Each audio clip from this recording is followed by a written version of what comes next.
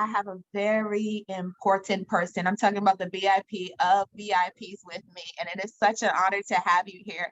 He has found success in music and film. He's doing a podcast and just really spreading the word about how amazing his network is and all the contributions and gifts that God has given him. He is sharing with others. So help me welcome Big Bootsie. Thanks for coming. How you doing? I'm blessed.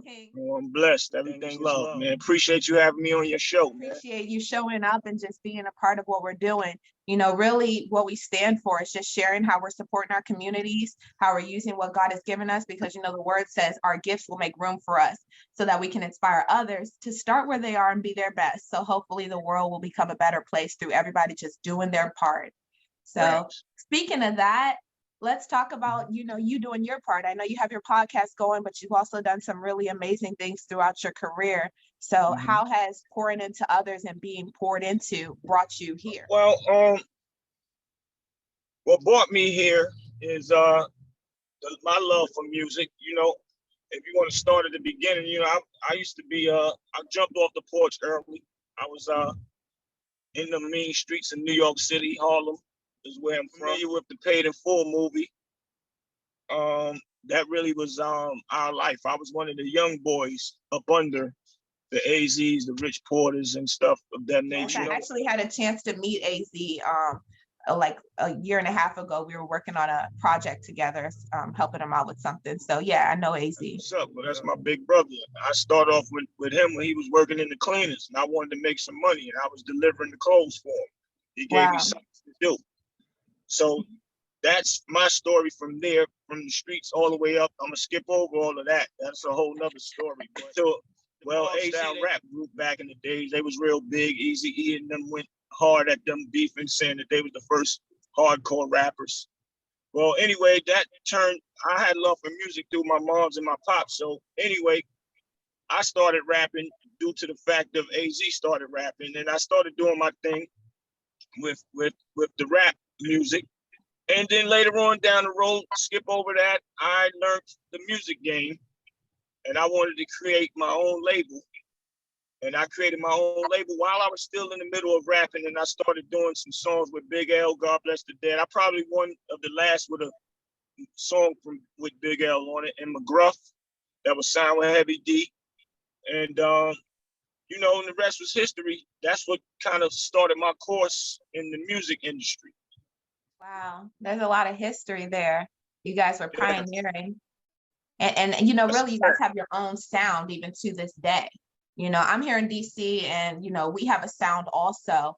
But like you said, you know, you guys were like pioneering that really hardcore rap that's really kind of led to what is going on now. So wow, just to be a part of that. Yeah, congratulations just on your success and seeing the opportunity to start your own label and, you know, stepping up to leadership in that way. So that's a really great example of how you were able to pour into others and give them the opportunity that you had. But a lot of people complain about the unfairness of the business side of music. So again, I just commend you for getting educated and taking action and, you know, stepping into leadership in the industry. A lot of them, because they be too thirsty to get on. As soon as you flash a couple dollars in their face, they forget it's paperwork on the other side of that. And you got to pay that money back. And then you're signing over some of your hard work to the people. So that's why they complain about it. But they only complain about it after they start making money and getting popular. Once they know that they learned the game. But, you know, I was one of the first, even before Jay-Z and Dame, which is my brother, Damon Dash, that's family. And to this day, I still work with him if need be doing stuff. But I put out my own music with CDs, pressed them up and all that on my own in 1992. But I was pushing towards that in 89. So that's way before Jay-Z time. So I already was pushing independently anyway. I just wasn't successful with it because I got incarcerated. And in Maryland, in Jessup, actually, in your neck of the That's not my neck of the woods. Let's be clear. I did not claim anything. Look, I claim two things. I claim California, where I was born and where my whole family is, and I claim DC, where I've chosen to live. Okay, other than Maryland, that's not mine. It ain't far. You close by. I used to work in DC when we used to go out. We used to work in the politician buildings while I was locked up. And that was a good time to, let my time go by. But Yes. so I'm gonna do a movie about it. It's called Route 13. I got the police railroaded us. They was locking up a lot of people coming that way, going to Virginia. Before you cross the line, they'll act all Spanish. This and is why I search was your like, car. don't associate me with that racist crap going on over there. I don't want it. Yeah. Right. So it was unfortunate that happened. So I wasn't able to finish pushing my craft independently. So I had started that before Jay-Z and them. I got to tell Dame that too. I forgot to let them know I was one of the first. But they was one of the first that's successful at it besides Mob Style. And A&M caught a bad break themselves because they was popular and they was real big, but the feds got involved trying to make them go back to hustling. Yeah, I was one of the first that did it. And once I had to fall back and worry about getting out of jail. When I got out of jail, I continued what I was doing independently. And I met a guy, his name was Nat, through one of my management team, and I started selling records independently. So I was selling vinyl in other countries, Canada, London, Africa, and I was getting checks from doing that. That's I was able to pay the bills by that. Yes. And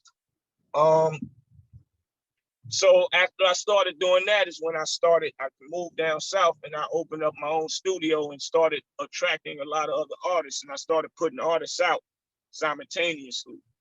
So that's how that happened. And then later on down the road, when AZ sold the script, it was called Trapped at first when he wrote it, and the logo was a cross with a Jesus cross. And then after that, right? Paid in Full, exactly. Yeah, he sent me the original script. I was that's our relationship, as I was helping him on that side of things. Okay, right. So after that, he sold it to Damon Dash, and then I came home from jail. When he sold it to them, they got the movie and redid it and called it Paid in Full. Exactly. And that's how that happened. And I had moved down south by now in North Carolina. So I'm in North Carolina. And after they, I guess, got the budget done by Harvey Weinstein, the creep that everybody's talking about, he put up a $1 million budget for it. They filmed the movie. They moved to Canada to film it. It's cheaper to film over there without having all the headaches instead of filming in New York. It's more expensive to film in New York. Canada, Toronto looks like New York. So filmed it over there. It was over there for 3 months filming. They flew me over to actually do consultant work because I know all the guys who they was portraying to be.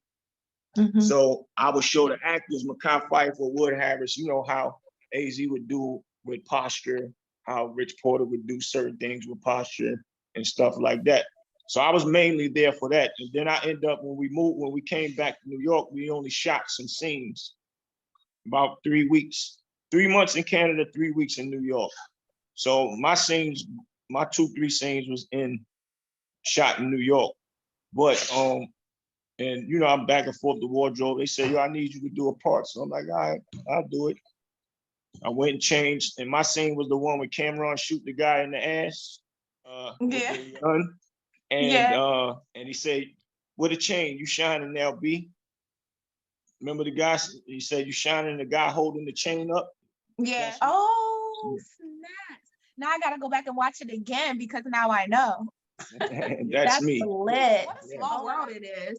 Like, I knew we was going to have some sort of run-ins because my go-getterness and then who you are. But I didn't know we was gonna make the connection that quickly. Like, it's a very small world. So crazy. Yeah, so you're gonna write me in the new script, right? You're gonna write me in. Yeah. Well, I want to roll. I'm serious. They're doing Paid in Full too, but it's not gonna be a movie. It's not gonna be a movie because we don't want to touch that classic. So Dame got people writing right now as we speak. And it's gonna be Paid in Full too, but it's gonna be a series like Power. That's cool. Yeah, once the scripts and everything done and I get some in my hand, I will definitely send you. That I appreciate it.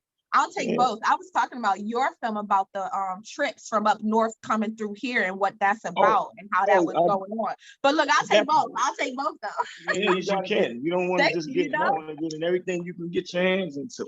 That's right. So, that's right. And I love acting, so it's it's all a part of entertainment. So yeah.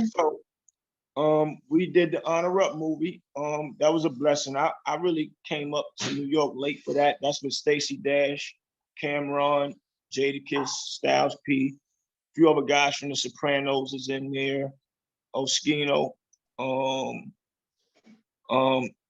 But that's a Dame Dash and Kanye West film. It's on Tubi right now. Heard about it. You gotta get with Tubi. Everybody keeps talking about Tubi, but I think I was telling you that I'm gonna catch up. Don't worry. And so I came up late. They pretty much was already filming. They was upstate New York. When they got back, they started filming in Harlem. And I came down there. So, Dame, good dude. That's my bro. He wanted to put me in doing something. So he fit me and gave me a good shootout scene. Make sure he highlighted slow motion, how shooting and all that. It's kind of at the beginning of the movie. So, and it shows that I get shot, but it don't show that I get killed. So we doing a part 2 for that. We filming in March coming up. So I'm waiting for the schedule and things of that nature on that permanent. So I don't know if it's all edged in stone, but it sounds like it. But things subject to change in this game. Just to make things better. So that's a Dame Dash and Kanye West film. It'll be part 2 for that. We actually won an award for the first one. Honor Up. Congratulations. Yeah, and it came Black Panther, and Black Panther was selling out, and so was Honor Up selling out. Our film was selling out as well. What people don't know, Dame didn't even write a script. He did that off the top of his head. Like y'all just went and filmed it. He just filmed it. He gave people the scenarios of what he wanted, and acted it out. Genius. Some genius shit. Genius. Genius. Won an award for it with no. So imagine what part 2 gonna be. But part 2 is gonna be like a prequel. So it ain't really like a part 2 to it. It's gonna be. So I'm waiting to see how strategically he done that. But he actually wrote this one out. So that means he really is real brain to it. So this one's going to be extra crazy. Extra crazy. Y'all have, as a culture, like, New York entertainment industry have always really been on top of these films, like filming the culture, kind of like documenting the times and telling the story, and then doing that with music as well. And then to be able to keep that legacy as a part of entertainment culture in New York, it's just really amazing how no matter how different everybody is or what everybody might be dabbling into, united you guys are in that way. And our culture opened the door for a lot of people to do a lot of things. And it showed people that you don't really need a record label. You don't really need a movie company to actually invest in you. You just have to have the right eye for certain things, take a few classes, and do it yourself. Some guys did it without taking classes. And a lot of guys in our culture didn't know how to work a music board to record music, and learned them by themselves at home. The best that ever did it on this planet right now. So yeah, our culture is a eye opener, or should I say, a career starter for a lot of people. And our urban community is a lot of smart Black brothers when we apply ourselves. That's why my podcast it's called Street Knowledge Podcast. And it's about teaching street knowledge. And I don't just mean street, how to learn how to sell drugs. And I'm teaching them how not to go out there and do what we used to do. Drugs, risking our lives. We got to wait for a lawyer to tell us what to do. Some of us hustling don't even have money up under the bed for a lawyer, and get caught up in there in the public with a public defender. And now you got big boy charges with a lawyer that you need $30,000. So I bring other brothers on to teach that that's successful in the music and movie entities field to teach what they went through and streetwise and how they got successful. And that's what my podcast is about. And then I mix it with celebrities and give celebrity news. And the other one is called the Street Knowledge Report. And I hear something quick, I'll go up there and report it on the Street Knowledge Report, not just do a podcast. So it's a lesson what I teach with my podcast. Actually, this is my set. I filmed from right here in my house. I set my I house. like we on cribs right now. Oh, yeah, this is my Cool. set. Yeah, I've seen it online, but wow, there it is. Super dope. Green screen, so you won't see, you don't see that once it's actually when you see it Right. online. My producer Jax right here. What's up, Jax? That's the man that makes all the magic for me. Sit down. Yep. When you see everything popping up, that's the brain behind that. Love the team, because everybody needs one. I can just film a show. After I film one show, I go upstairs, change another outfit, come back down, get somebody on the Zoom, same way we doing. If I don't bring them in house, do another podcast, and that's how I'm bringing them out. Rolling. That's right. Yeah, so I took my whole living room and made it comfortable. So if I have guests over as I'm filming, they can sit around on the couch and watch the show. Cool. That's a cool concept. So almost like it's a live audience. Exactly. That's pretty cool. I love it. I really appreciate how you said you did things pioneering when you were beginning overseas, because this is a global platform. So every guest that we have on has some sort of international affiliation. Yeah, so are you still influencing and inspiring in other countries, or have you become more localized with the US? Well, how I got over there is because I had a distribution. It was called Unique Distribution out of Hyde Park, New York. One of my friends was familiar with it, and I paid him to manage my company. So, and give him a percentage of whatever's made. So he plugged me with the distributor, because he was already doing distribution with his artists. So that's how, and they already have affiliation in other countries with the records, and they'll send me a chart of where my record sold at. That's how I know how much money I was making every month.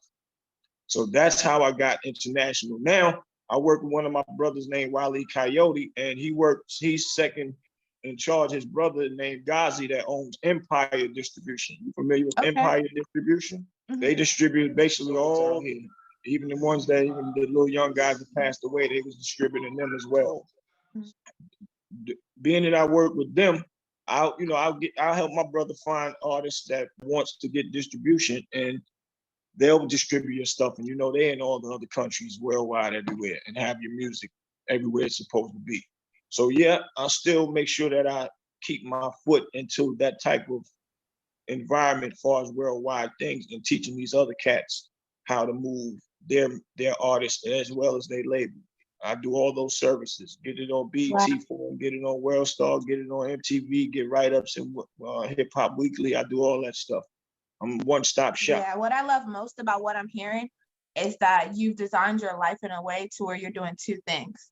You're giving and you're teaching. And I've done the same thing with my life, and all of our guests, it's the same story. And I think if there's a message there, it's that when you are successful, or when you find something that works for you and it's good, you're obligated to share and teach that, so that it keeps going, right? It's called paying it forward. So, I really salute you and admire you for taking what you've gotten and sharing that. That's how we was taught. Like, it's enough money out here for everybody, so why not spread the jewels? Everything that is told don't have to be sold. I don't have to sell you information all the time.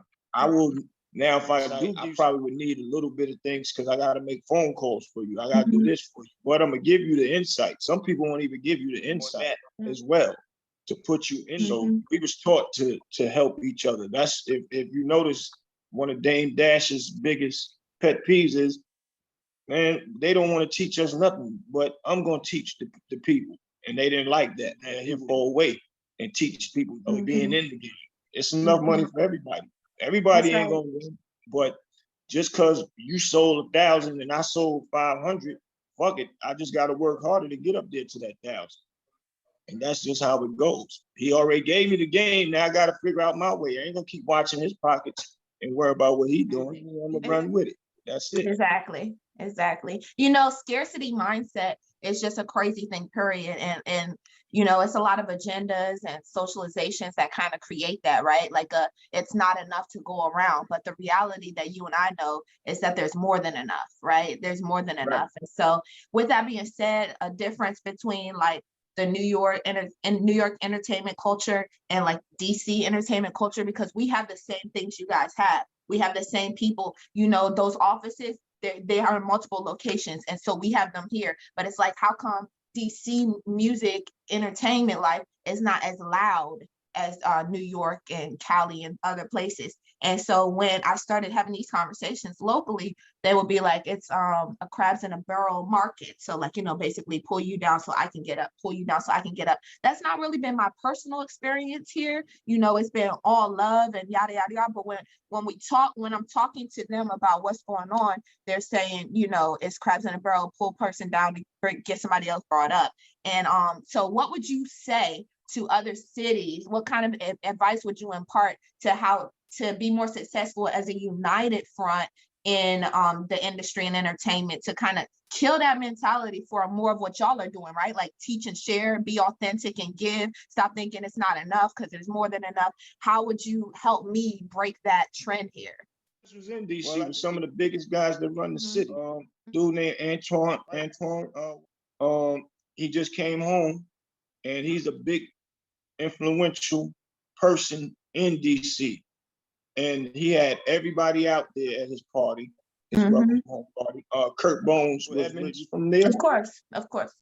He's one of Rayful Edmonds' close friends, but you know, Rayful took his path, and then Homie took the honorable path. And I'm on his podcast as well. He did interview my brother, Unique Mecca Audio, which he got a podcast himself. And your audience could go check that out. Unique Mecca Audio. He do prison stories on YouTube. Okay. But he was locked up with all these guys. My boy had Unique had life plus 26 years. The Trump, whatever Trump signed, got him out. He did 26 years and gave the life back. He thought he never would see this side of the world again. So I took him to Queen's Flip and did an interview with Queen's Flip to boost his numbers up on his podcast. And his numbers is up now tremendously. When I did the Queen's Flip before him, my podcast wasn't ready. So that's why I'm pushing my podcast now, and I'm still utilizing my brother. So it's still the same thing. That's how we work. So what I'm saying is Unique was invited, and it was an invite only. Not know anybody could come to this party in DC. I forgot the name of the ballroom. It was a ballroom somewhere where we was at. But some of all the big dogs that run DC was in there, and Kurt Bone was one of them. And you check out the Kurt Bone podcast, and the dude Wale is on the hook for the intro of his podcast. So he's a rapper. And see, rap is just big. So now I wouldn't say DC was a crab in a barrel with their music. It's just their culture with that music. You know, but that music is well loved. I would say like down here in North Carolina, when they do a lot of college parties and they throw that music on, a lot of people take to the dance floor and like it. A lot of people in other places to that music yet, but it's well loved in a lot of places, but it's just not, it's new, just hip hop.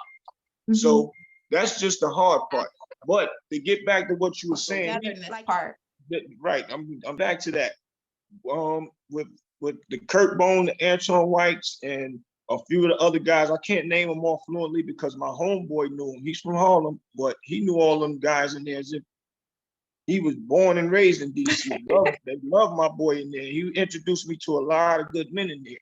And a lot of things that they was preaching is about us sticking together. You know, Harlem and New York dudes never got along. I mean, New York and DC guys never got along. Right. The New York guys go down there and underestimate when we first heard about DC that they make what cost us $1 and we make money from. We go down there, we make $3, $4, $5 times the dollar. So they was going down there thinking like something sweet and all that, because you know New York known to be tough and all that. But when you got down there, you didn't know them dudes in DC is tough too. Yes, wow. You know what I'm saying? It's a 99% chance that if somebody murdered here, and this I didn't make up, that they will not find who did it. 99%, 99% chance they will not. Right. So what they preaching, so us going down there was a big plus showing unity, and they accepted us like family. And the Antoine White, he got us, me and my boy got us rooms, and I forgot the name of the hotel, some big boy plushed out shit. He didn't have to do that.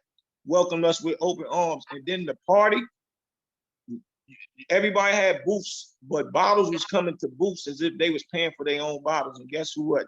They wasn't. All that was on Antoine Wow. White. Food plushed out, looked like you was at a Hollywood event.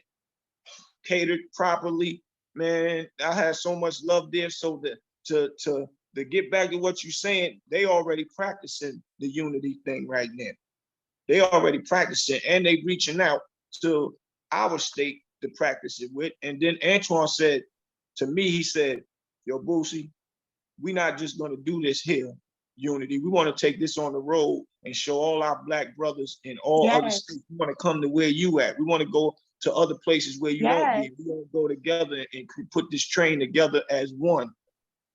So what you saying right now, you asked a very, very good question. And I do want to be the first to tell you that that's already taking place, man. Amen. I'm so glad to hear that, because like I said, for me personally, being from California, but being raised in Virginia and then choosing to live in DC, it's like when they're saying this to me, I'm having the experience that you're having and that you're seeing. It's like united, people building, they'll give you the connection, they'll teach you the way. So when I'm hearing people say like, it's crabs in the barrel, pull this person down, it's hard, I'm like, why? Where's that coming from? I've not experienced that. I've not seen that at all. Why are y'all saying that? Yeah, it's like a rumor. It's because it's not actually true. Like what you're saying and what I've been experiencing, it's not actually true. So, but you know, us growing up, we was kind of like that. Every city, every state says that. We crab in a barrel. Harlem said, Brooklyn said, because we all got haters on the low. Down North Carolina, you know, everybody want to be number one and looking who's shining the best and all that. So when you get a certain age, you don't care about that. You like shining, looking good for yourself. But you don't want to outshine for what? We're going to shine together. You know what I'm saying? What you don't got, I'm going to make sure you get it. You just got to take advantage of it. I can take you to the well, but you got to drink the water on your own. That's right. Mouth now. But that's actually, you know, we just grew up with those words. But then you still got some people that is crabs in the barrel secretly around for a hidden agenda to see what they get their hands into. And we're trying to weed those type of people out. And that's why when strong brothers get together, that will weed out the fake. And they'll understand you don't even want to be in this circle because you're asking for what you ain't asking for. I love it. Keep it moving, my nigga. Right. That's right. You know, discernment. And you can, people are supposed to give you that gift to know when something don't feel right, when someone not for you. But it's even better to be around people who, if you were a little weak in that department, going to let you know, hey, so-and-so, you know what I'm saying, is not one of us. I love that. Yeah. That's a fact. And that's what we believe in. And, you know, since I've been doing my podcast, I don't really, you know, I do a lot of parties. I still do if something, an artist come my way, but I like to do a party with a big artist so I can kill it with a bang, be in and out, get my bread. But I used to, you know, hang out here and there, but I don't really do it that much no more. I'm either in this house filming these podcasts or working on how the next movie getting ready to be. And also, you know, I work with artists that's putting out music. So I am, I'm putting together strategies to help them actually execute their artists and their labels and put them in position with the guys I work with. So, you know, I charge a percentage of that, but you know, it's effective. It's better than them not knowing nothing. So after I teach them and once our contract is up, either they're gonna want to renew it or they learned the game. So if they learned the game and they don't want to renew it, I totally understand. But that was the point of me putting y'all in that position. I have a consulting company. It's called Big Bucks Film and Music Consulting Company. So that's what I'm. Yes. Good to know. I can definitely send some people your way with that. Because I, you know, also being in the film industry out here, you know, working on some projects as well. And, you know, this one particular project is called Boy King. And she, so it's got a lot of kids in it. And I know you're going to love that, helping them grow and be rich. Yeah, so introducing you to my sister, big sis, Latrice. You know, she's our Tyler Perry here. So, and I'm grateful to be a part of that. And if you Google me, it says, Janae Charlene is a American actress. Like it's her films and projects that I've been a part of that information. Yeah, so she got a couple films on that. Yeah, she does. And that's what I did that made that pop up in Google. So we did a few seasons of that. and that really like kicked her off. But you know, she's educated. She went and studied this, got degrees in it, and she does film festivals, and like she's the truth with it. But Does she's she trying to wear take it to glasses? another level. No. She don't wear glasses? Uh-uh. I know who you're talking about, man. I'm trying to remember her. I've seen her work. What, didn't she do like a series or something? Yeah, She did. that one I was in called Archives of the Heart. I think I've seen it. I've seen her. I've actually was on the phone with her, Wow. trying to help Small her world. find promotion for it. Our worlds are gonna keep getting smaller, something tells me. That's a fact. And Yeah. I'm gonna plug you with Kirk Bone. They got a full-fledged film studio right there in DC. They got everything, the big planes, the big cameras. They got everything to do whatever is needed Can't to wait. shoot a film. So I'm gonna start working with them too. When I was working with Little Kim, his guy that's in there, he remembered me from Little Kim because he was supposed to shoot her documentary. I forgot what happened with that, but man was chopping it up. He ain't seen me in a while. I used to work with Kim I was her hype man at one point in time. That's cool. Yeah. So that's crazy. I'm gonna plug you with that though. That's cool. I can't wait. I almost had the opportunity to work with her. Do you know Pop, cameraman, videographer, also from New York? Pop. He's cool Pop. with AZ. Yeah. So Pop is how I met AZ. So Pop, I was one of his models like back in the day.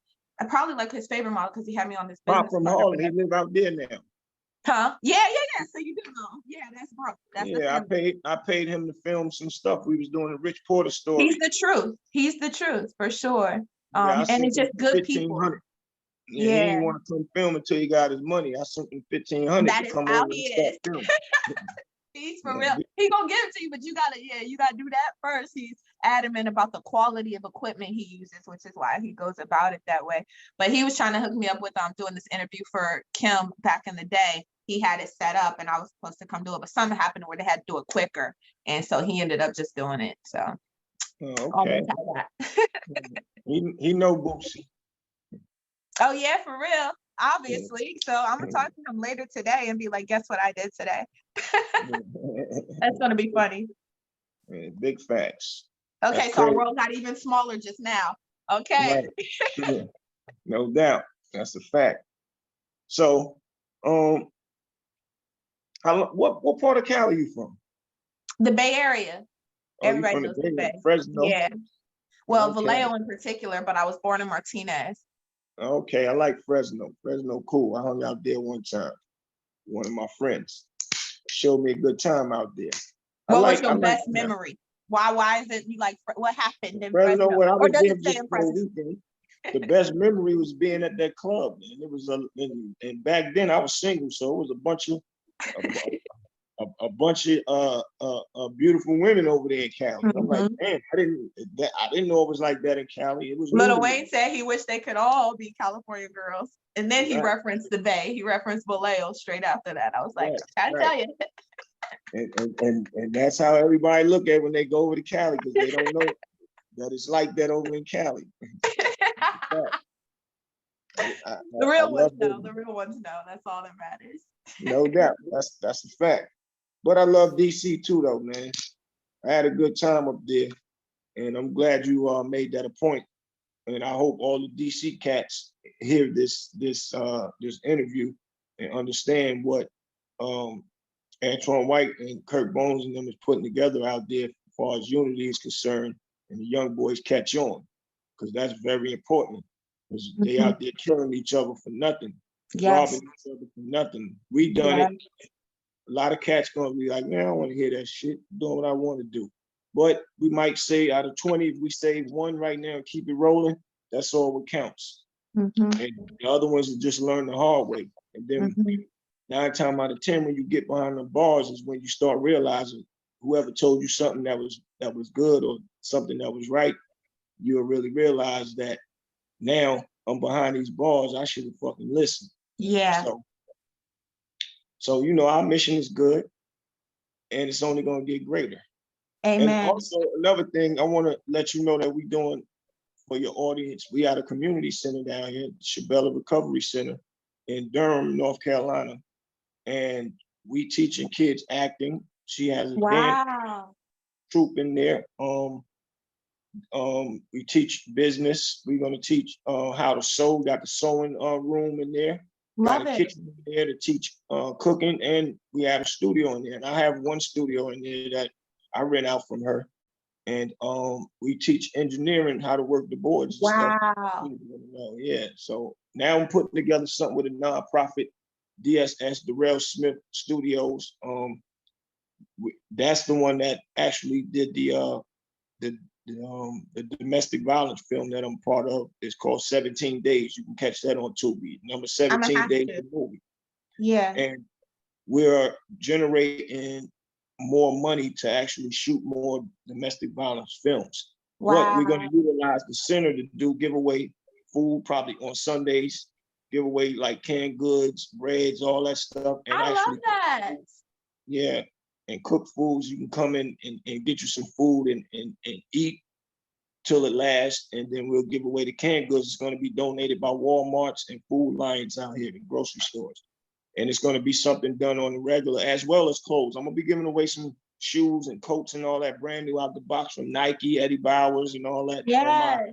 on my Love it. podcast. So we're going to Wow. be doing I that knew too. you had a big heart, but wow, now I'm just grateful to see how big. No doubt. Appreciate that. It's all about, making sure our youth is good, because at the end of the day, once we dead and gone, we want to make sure that our kids are straight. So Exactly. Wow. You just made my heart so full just now. That is I appreciate it. crazy, because I'm really about the same exact things. And that's why I'm doing this show, is so that somebody will hear you say that and they'll go, wow, I need to get more involved. Or, just all kind of things like what we're talking about should inspire. It would take a Right. Grinch to listen to this conversation and not feel like they can do more or want to be more involved in helping the youth or Thanks. their community. Yeah. Right. That's a beautiful thing. That's what it's all about. You got to help each other. Thank you again for coming. Could you tell everybody how to find you? Like online or anywhere you want to be reached, any way that they want to support anything that you're doing or just check out what you've done? Well, they can catch me on my IG at I am Big Bootsie. It's Bootsie is BOOTSIE. I am Big Bootsie on Instagram. And then you can catch my podcast, Street Knowledge Podcast, hosted by Big Bootsie on YouTube. Go in there, like, subscribe, hit that button so whenever we go up, it'll ring and let you know we got a new one coming up. So yeah, Street Knowledge Podcast. Make sure y'all go and subscribe right there on YouTube. And let me know what y'all think. Make sure y'all send me some comments. Let me know what I need to tighten up on and everything. I'm not perfect, but I want to make it perfect. So with the help of you guys, I'll definitely do that. Amen. Yeah, none of us are. We're all just doing our part and being our best, and hopefully we can inspire other people to do the same. So you heard him. Follow him on all of those platforms. Make sure you subscribe, comment, and like. I'll be sure to plug it in, right about here so that they can see it and make it easier to find you. And I thank you so much for coming. It's just been so fabulous and such an honor, like getting to know you better and to just hear about all your amazing achievements and the way that you're serving your community to in turn make the world a better place. So thank you. I hope you'll come back. Oh yeah, and just hit me. Yeah, I got plenty more to talk about. That's a blessing. I cannot wait. Let me know when you see appropriate, then just hit me up. I'm a phone call away right now, just like now. Simple. Yeah, you super tangible. I appreciate that. Thanks, everybody. See you next time on Creative Chats.